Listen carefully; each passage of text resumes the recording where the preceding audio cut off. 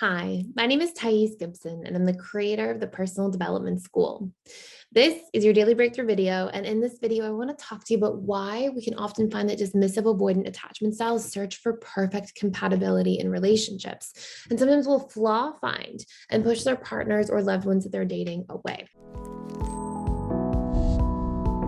So I thought this was a really powerful topic. And this actually came from a question we had from one of our members inside PDS. And I was like, this should also be a YouTube topic. So basically, this is a common theme. If you haven't already noticed this, even as the dismissive avoidant yourself, or as somebody who might have dated dismissive avoidants in the past. And what I often find is that dismissive avoidants are searching for this, like they're on this like quest of perfect compatibility. And part of this is because there is so much learned helplessness for the dismissive avoidant around working through conflict. So I want you to imagine that you like grow up in a household and you don't see a lot of like conflict, and you definitely don't see a lot of people working through conflict and it producing positive outcomes or overcoming problems together to create solutions. Like if you don't see a lot of this, then there's this learned helplessness regarding resolution of conflict and bridging the gap regarding your differences.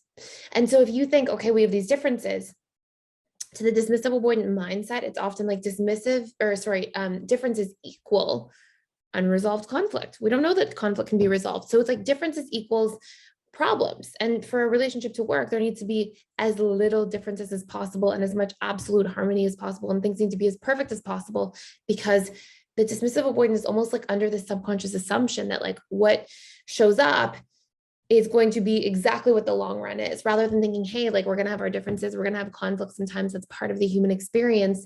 And what we'll be able to do is work through that with healthy conversation and with being transparent and with using conflict resolution and communication skills. And so because there's that lack of that, often DAs are trying to sort of fill that gap.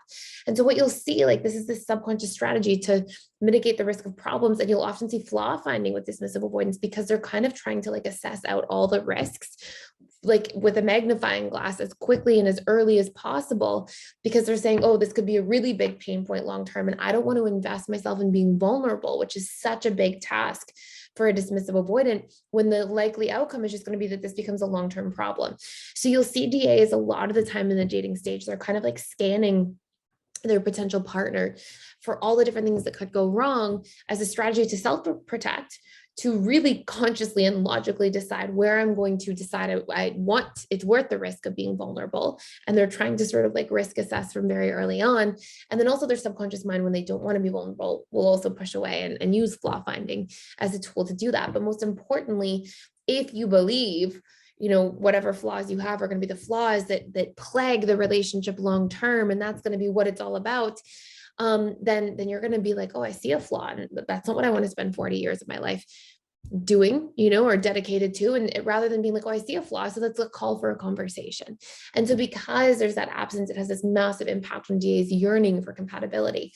And if you want to do a deep dive as a DA or as somebody who's a partner of a dismissive avoidant into like way more skills and tools for how to thrive in a relationship and become secure with your partner, even if you're a different insecure attachment style or the DA yourself, you can check out for free for a week our courses by clicking the link in the description box below that are all about attachment style interactions and relationships, like all the major attachment styles and all the interactions they have with each other, and like what you need to do with each party on both sides and how you can really move the needle towards a healthier relationship.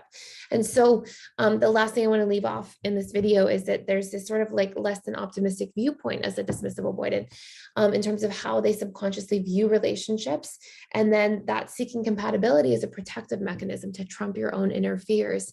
And what you can do is, instead of having that be something that creates distance between yourself and a loved one and subconsciously pushes people away from you, you can work through those fears and reprogram them and feel comfortable and safe, still being like really good at vetting in relationships and seeing if somebody's a good fit, but not moving from a place of fear and realizing, hey, I can work through things, I can have different conversations, and seeing the beauty of the bonding that takes place and the closeness and the ability to rely on someone and feel like you truly can move through things in life together happen because you do that inner work. So anyway, anyways, that's it for me for today. Thank you for watching. Thank you for being here. Please like, share, and subscribe to this channel if you haven't already. Let me know anything else you want to know about dismissive avoidance and compatibility in the questions below, and I will create more content about this. I know this is a really big topic for a lot of people that a lot of people are curious about. And that's it for today. So thanks for being here. Please like, share, and subscribe, and I'll see you in the next video.